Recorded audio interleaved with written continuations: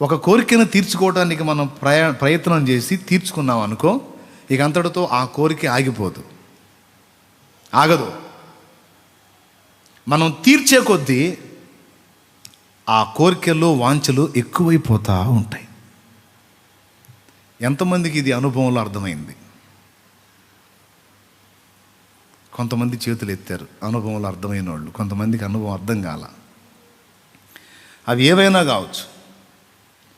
వస్త్రాలు ఇలాంటివి కావాలి అనుకున్నాం, తెచ్చుకున్నాం, ఆ కోరిక కలిగింది, తీర్చాం, తృప్తి కలగదు. కలకపోగా ఇంకా ఎక్కువ అవుతుంటాయి. ఇక వస్త్రం దగ్గర నుండి దేహ వాంఛతో సహా, ఓపెన్గా చెప్తున్నా, శారీరక వాంఛలతో సహా వాటిని తీర్చడానికి మనం ప్రయత్నం చేసే కొద్దీ ఆ వ్యామోహం ఎక్కువైపోతూ ఉంటుంది, కానీ దానికి బ్రేక్ పడదు. అందుకే సాతాను ఏం చేస్తాడంటే, కొన్ని మనం ఆశించినవి మనకు అందుబాటులోకి తెచ్చి అందేటట్టు చేసి మనకి ఇంకా ఆ కోరికల పరంపర ఎక్కువ అయ్యేటట్టు రేపి, అవి అందకుండా మనలందరి దృష్టిని వాటి వైపు మళ్ళించి, ఇదిగో అందినట్టే ఉంది, అందింది, అందుకో ఇక్కడే ఉంది, అందుకో అని లాగుతా నీ దృష్టిని మళ్ళాల్సిన వైపు మళ్ళకుండా కుట్ర చేసి మళ్ళిస్తాడు వాడు. ఇది ఎంతమందికి అర్థమైద్దో నాకైతే తెలియదు. దీనికి విరుగుడుగా పౌలు మహనీయుడు ఏం చెప్పాడంటే, ఇది పెద్ద డేంజర్ ఉంది దీనిలో. చివరికి ఎట్లా తీసుకెళ్తాడు వీడు? కోరిక తీర్చినట్టుగానే కొన్ని వందల కోరికలు పుట్టేటట్టు చేస్తాడు. ఒక కోరిక తీర్చినట్టుగానే 100 కోరికలు పుట్టేటట్టు చేసి వాటిని నెరవేర్చుకోవడానికి దృష్టిని మళ్ళించి, దానికోసం అవసరమైనవి సంపాదించడానికి, ఆర్జించడానికి నువ్వు పరితపించేటట్టు చేసి, చివరికి క్లైమాక్స్లో నువ్వే పొడుచుకునేటట్టు చేస్తాడని తిమోతికి రాసిన పత్రిక, అపోస్తలుడైన పౌలు తిమోతికి రాసిన మొదటి పత్రిక 6వ అధ్యాయము 6 నుంచి చదువు. సంతుష్టి సహితమైన దైవభక్తి గొప్ప లాభ సాధనమై ఉన్నది. మనం ఈ లోకములోనికి ఏమీ తేలేదు, దీనిలో నుండి ఏమీ తీసుకుని పోలేము. కాగా అన్న వస్త్రములు గలవారమై ఉండి వాటితో తృప్తి పొందియుందుము. ధనవంతులగుటకు అపేక్షించువారు శోధనలోను, ఉరిలోను, అవివేకయుక్తులను, హానికరములైన అనేక దురాశలలోను పడతారు. అట్టివి మనుషులను నష్టములోను, నాశనములోను ముంచివేయును. ఎందుకనగా ధనాపేక్ష సమస్తమైన కీడులకు మూలము. అరే, డబ్బు ఒకటి ఉంటే అన్నీ ఉంటాయి సార్. డబ్బు ఒకటి ఉంటే శారీర భోగాలు, వాంఛలు తీర్చుకోవచ్చు, రకరకాలు ధరించవచ్చు, తినొచ్చు, అనుభవించవచ్చు, దేహానికి కావాల్సిన సుఖమంతా పొందొచ్చు సార్. పైసలు ఒకటి ఉంటే, దాన్ని ఒక్కదాన్ని మనం కానీ సాధించగలిగితే మనకి ఎదురేముంది ఇంకా అని కదా మానవుడి వెంపర్లాట. దానికి పరిష్కారం సమస్య చెప్తున్నాడు చూడండి. కొందరు దానిని ఆశించి విశ్వాసము నుండి తొలగిపోయి నానా బాధలతో తమ్మును తామే పొడుచుకొనిరి. చెప్పాను ఇందాక స్టార్టింగ్లో, గుర్తుందా? వాడు చేసే కుట్రలలో ఓ భయంకర కుట్ర అది. కోరికలు రేపి, అన్ని కోరికలు దేవుడి నుండి పుట్టవండి, కొన్ని దైవం నుండి కూడా కోరికలు పుడతాయి. మన శరీరం నుండి శరీర వాంఛలను రెచ్చగొట్టి కొన్ని విచిత్రమైన కోరికలు పుట్టిస్తాడు. ఆ కోరికలు తీర్చుకోమని నిన్ను రేపుతాడు, కొన్ని అందుబాటులోకి తెస్తాడు, కొన్ని అందిస్తాడు, అనుభవించనిస్తాడు. వాడు పందులకు చిక్కుడుకాయలు పోసినట్టు, పందులు పట్టేదానికి ఒక ప్రాంతంలో ఎలా ఉపయోగిస్తారు తెలుసా టెక్నిక్? ఒక దొడ్డు ఉంటుంది, దానికి ఒకటే ద్వారం, పొలం మీద పందులు ఉంటాయి. ఆ పందుల్ని దొడ్లోకి తీసుకొని రావాలా. వాటికి ఇష్టమైనవి కాయలు ఉంటాయి. ఆ కాయల్ని ఈ పందుల మేపువాడు ఏం చేస్తాడో తెలుసా? ఆ పందుల దగ్గరికి వెళ్ళి కొన్ని జల్లి దారి పొడవునా చల్లుకుంటా ఆ దొడ్డిలోకి తీసుకెళ్ళి అందులో జల్లుతాడు. ఇక పందులన్నీ ఇక గురుగురు అవన్నీ తినుకుంటా ఈ నేల ఉన్న ఆ పదార్థం తినే రందిలోనే పడిద్ది, కానీ పోయి అక్కడ బంధించబడుతుందన్న సంగతి దానికి తెలియదు. నేరుగా వెళ్ళిపోయిద్ది, అందులోకి వెళ్ళిపోతే మొత్తం అన్ని లోపల మనిషి డోరేసేస్తాడు. పందులను వాడు పొట్టును చూపించి ఆకర్షించినట్టు శత్రువు కూడా మనకి కొన్ని విపరీత కోరికలను రేపి వాటిని కొంత నెరవేర్చుకొనిచ్చి బలహీనత ఏంది? ఒక కోరిక తీర్చామంటే ఇక అంతటితో ఆగిపోదు, మరో 10 కోరికలు మొలకెత్తుతాయి. అది మన లక్షణం. దాన్ని ఆధారం చేసుకుని వాడు మనలో విపరీత కోరికలన్నీ మొలకెత్తేటట్టు చేసి వాటిని చూపించి అందినట్టు అందనట్టు అందినట్టు అందనట్టు చేసి లాగి లాగి లాగి లాగి తీసుకొచ్చి అసలు దేవుని ఉద్దేశం నువ్వు నెరవేర్చకుండా, దేవుని చిత్తం గుర్తుపట్టకుండా, అసలు ఆ తలంపులే నీకు ఎక్కువగా రాకుండా నీ దృష్టి అంతా భూ సంబంధమైన దాని మీద ఉండేటట్టు నిన్ను ఆకర్షించి ఒక గొప్ప పాత్రమైనా సరే నువ్వు పనికి మాలిన పాత్రగా, పనికి రాని పాత్రగా నీ బ్రతుకు తెల్లారేటట్టు వాడు నిన్ను మోసం చేస్తాడు. దీనికి విరుగుడేంది? అంటే భూ సంబంధమైన వాటి విషయంలో దేవుడిచ్చిన స్థాయిలో ఎక్కడికక్కడికే తృప్తి చెందటం అనేది సాధన చేయాలి. బైక్ లేదు, సైకిల్ ఉంది, స్తోత్రం. ప్రభువు ఇచ్చే నాటికి బైక్ ఇస్తాడు అవసరమైతే. ప్రస్తుతానికి నాకు సైకిల్ ఉంది చాలు. అసలు సైకిల్ కూడా లేనోడు కాళ్ళు నడక నడుస్తున్నాడు, వానికంటే బెటర్గా. చెప్పులు లేనోడు దేవుని సన్నిధిలో మోకాళ్ళుని ప్రభువా నాకు చెప్పులు లేవని ఫీల్ అయితే, కాళ్ళు లేనివాడు వచ్చి అతని పక్కన ప్రార్థన చేస్తున్నాడంట. అప్పుడు అతను చూసి ఇతను దేవుని స్తుతించాడు, నాకు కాళ్ళు ఉన్నాయి చెప్పులు లేవు, కానీ వానికి కాళ్ళే లేవు. సో వానికంటే నన్ను ఉన్నతంగా ఉంచినందుకు నీకు స్తోత్రం ప్రభువా అని స్తుతించి లేచి వచ్చాడంట.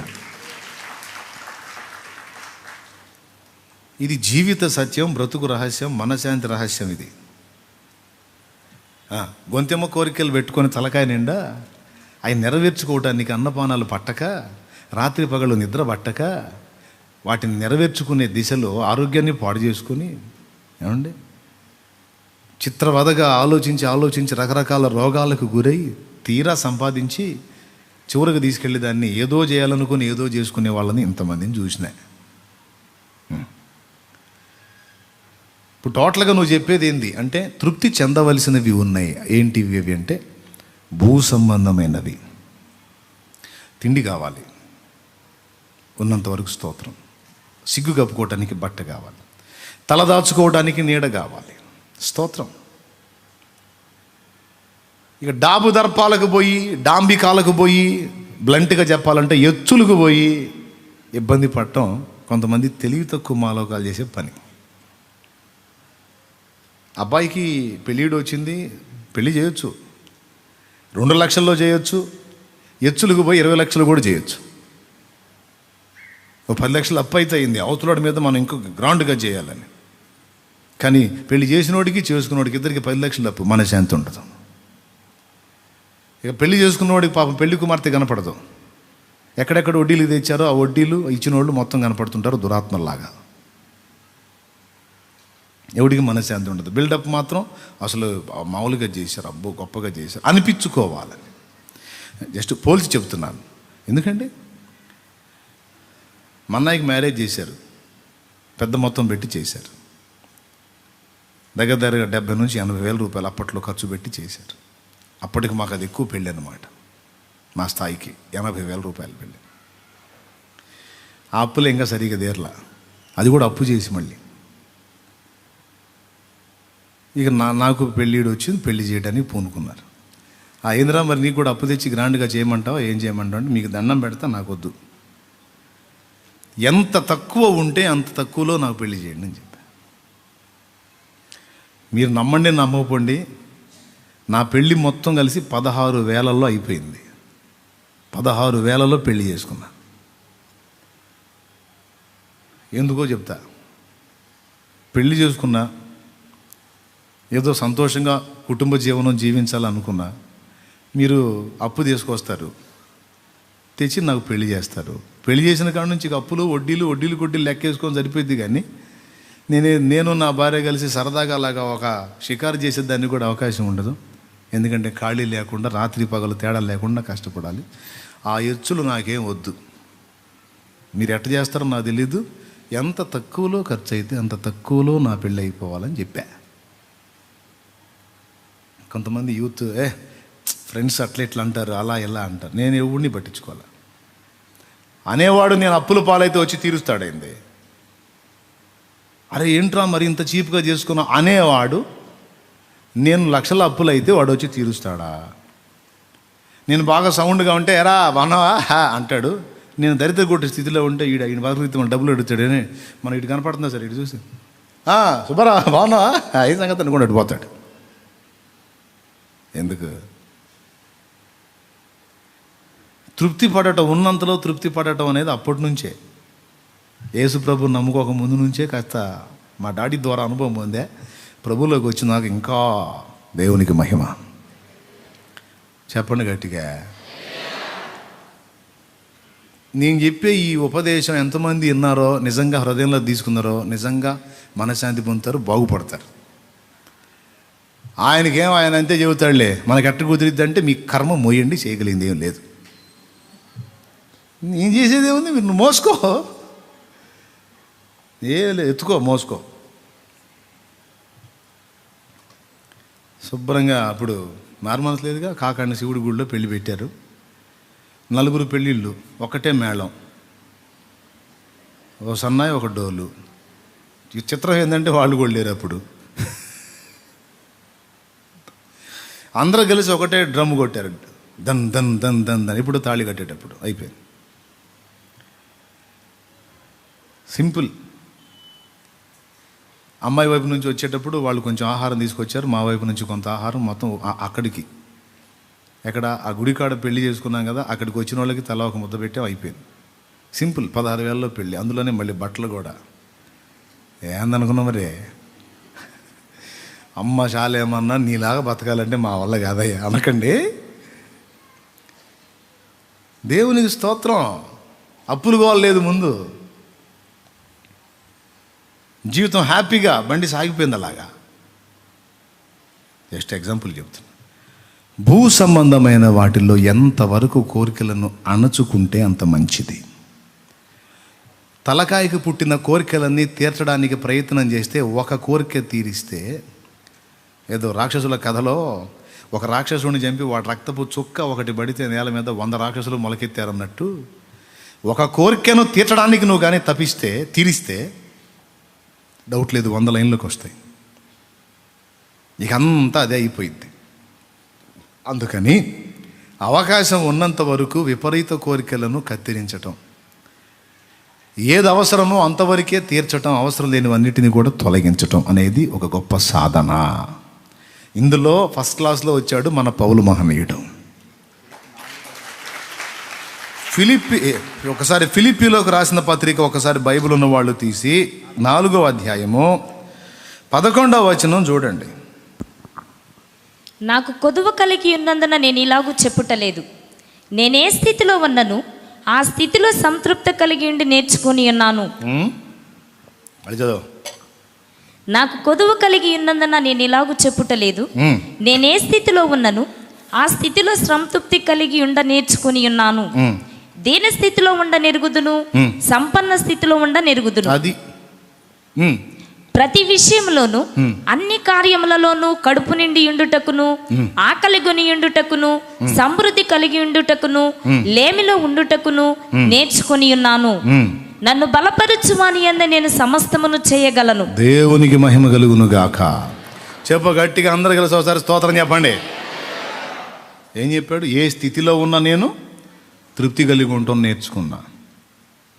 గొంతెమ్మ కోరికలు పెట్టుకుని అవి తీర్చుకోవడానికి, వాటి కోసం వాంఛతో పరుగులెత్తి అవి నెరవేరి ఎందుకు? దేవుడిచ్చినంతలో ఉన్నంతలో. సముద్ర తీరం దగ్గర ఒకడు కూర్చున్నాడంట, నాలాంటి వాడు ఒకడు కూర్చున్నాడంట. పడవ మీద కూర్చొని కూనరాగాలు తీస్తున్నాడు, రే రే రే రే రే అనుకుంటూ కూర్చున్నాడంట. మీలాంటి పెద్ద ఆయన ఒక ఆయన వచ్చాడు. అబ్బాయి కళ్ళజోడు ఇలా సరి చేసుకుంటూ ఏం చేస్తావు అన్నాడట. అన్నాడంట.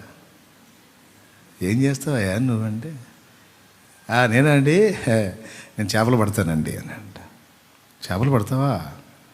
మరి టైం 10 గంటలైంది, ఇంకా బోల్డ్ అంత పొద్దుంది, ఖాళీగా కూర్చొని కూనరాగాలు తీస్తున్నావేమయ్యా అంటే, పట్టేశానండి, పట్టాల్సిన చేపలు పట్టేశాను, ఇంక ఈ రోజుకి అయిపోయింది అంతే. అయిపోవటం ఏమిటయ్యా, టైం చాలా ఉంది కదా, కష్టపడేటప్పుడు కష్టపడాలయ్యా, టైంలో సంపాదించాలి అన్నాడంట. నేను చేయాల్సింది చేశాలండి, మీరేదో పని మీద ఉన్నట్టున్నారు, చూసుకోండి. పని మీద కాదయ్యా, నీకోసం చెబుతుంటే తిక్కలోలాగున్నాను అంటే ఏమంటారు మీరు అన్నాడు. కాదయ్యా, కష్టపడాల్సిన టైంలో నువ్వు ఖాళీ కూర్చొని కూని రాగాలు తీస్తావేమయ్యా, ఇది కాదు, ఈ టైం కష్టపడాలి నువ్వు. సరే ఏమొచ్చింది అన్నాడంట. ఏమొచ్చింది, ఏముంది, మళ్ళా పడవ తీసుకొని సముద్రంలోకి పోతే మంచిగా చేపలు పడతాయి. పడ్డాయి. పడితే డబ్బులు వస్తాయి. వచ్చినాయి. వస్తే ఏముంది, ఇంకా 2 వలలు కొనుక్కోవచ్చు. కొన్నాను. అయితే ఏముంది, ఇంకా మరిన్ని చేపలు పట్టవచ్చు. పట్టాను. అయితే అమ్మేస్తే ఇంకా డబ్బులు వస్తాయి. వచ్చినాయి. అయితే ఉందయా, ఇంకొక పడవ కొనుక్కోవచ్చు. కొన్నాను. అయితే కొంటే ఉంది, అందులో కూడా వలలు సమకూర్చుకోవచ్చు. సమకూర్చాను. అయితే 2 దోణిలతో చేపలు పట్టవచ్చు. పట్టాను. అయితే ఇంకా డబ్బులు ఎక్కువ వస్తాయి. వచ్చినాయి. అయితే ఇంకో పడవ కొనవచ్చు. కొన్నాను. 3 పడవలు. అయితే మళ్ళా ఏం మాటలు, మళ్ళా అయిపోయింది.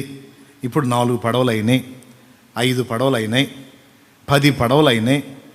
10 మంది పనోళ్ళు, వాళ్ళకి సహకారులు ఒక్కొక్క పడవకి 4, మొత్తం 10 పడవల మీద 50 మంది. ఓకే, లక్షల డబ్బులు వస్తాయి. వచ్చినాయి. వస్తే ఏముంది, లక్షలు కోట్లు డబ్బులు వస్తాయి కనుక హాయిగా కూర్చొని జీవితాన్ని అనుభవించవచ్చాయా అన్నాడు. మరి ఇప్పుడు నేనేం చేస్తున్నాను అన్నాడు. ప్రస్తుతం నేనేం చేస్తున్నాను సార్, నేను అదే చేస్తున్నాను అన్నాడు. మీరేమో హాయిగా కూర్చొని జీవితాన్ని అనుభవించడానికి ఇంత ప్రాసెస్ చెప్పారు, ఇవన్నీ ఏమి లేకుండానే ఉన్నంతలో తృప్తి చెంది హాయిగా జీవితాన్ని అనుభవిస్తున్నా అన్నాడు.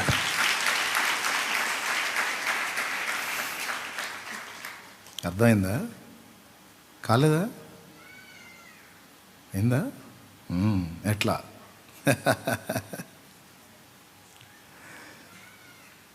ఇప్పుడు మీరు ఇంత ప్రాసెస్ చెప్పారు కదా సార్, ఇవంతా నెరవేరేటప్పటికీ నల్లగా ఉన్న నా జుట్టు కాస్త తెల్లగా అయిపోతుంది. ఆరోగ్యంగా ఉన్న దేహంతో రాత్రి పగలు డబ్బో అని కంటికి నిద్ర లేకుండా, ఒంటికి సుఖం లేకుండా, కడుపుకు తిండి లేకుండా ఆర్జించానండి. అన్నీ సమకూర్చి తీరా కుప్పేసిన తర్వాత తీపి తిందామంటే షుగరు, కారం తిందామంటే బీపీ, మధ్యస్థంగా తిందామంటే గ్యాస్ట్రిక్ సమస్య, ఏదన్నా కాస్త దుంపలు గట్రా తిందామంటే మోకాళ్ళ నొప్పులు, మాంసాహారం తిందామంటే కొవ్వు కొలెస్ట్రాల్. హలో, చివరికి ఇంత సంపాదించి నా గొంతులో పోసేది రాగి జావా,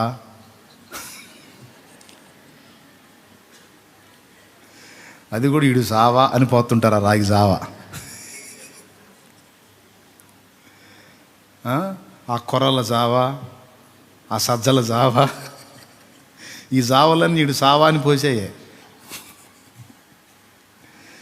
సార్ ఇంత కష్టపడి ఆర్జించి కొప్పేసి నా జీవితం అంతా దానికే దారపోసి మీరు చెప్పినట్టు అప్పుడెప్పుడు అన్నీ అయిపోయినాక కూని రాగాలు ఏడొస్తాయి, జీవితం ఆనందంలో ఏడుంటుంది సార్. అదేదో అన్నీ బాగున్నప్పుడే కలిగిన దానిలో తృప్తిగా ఏ రోజుకి ఆ రోజు దేవుని కృపలో ఆనందిస్తూ ఉన్నాను సార్ అన్నారు. కాబట్టి ఇందు మూలంగా మీ యవన మందికి తెలియజేయటం ఏమనగా, దేవుడిచ్చిన దానిలో తృప్తి కలిగి ఉండటానికి నేర్చుకోండి. మొదటిది, విపరీతంగా పుట్టే కోరికల్ని అవకాశం ఉన్నంత వరకు కట్ చేసి వాటిని నెరవేర్చకుండా సావగొట్టడానికి ట్రై చేయండి. 2, ఏంటి, పిచ్చి కోరికల్ని ఏం చేయాలమ్మా, పెంచి పోషిస్తే సావగొడతాయి మనల్ని. అందుకని అవి ఎక్కువ డెవలప్ కాకుండా వాటిని మనం చంపిపడేయాలి.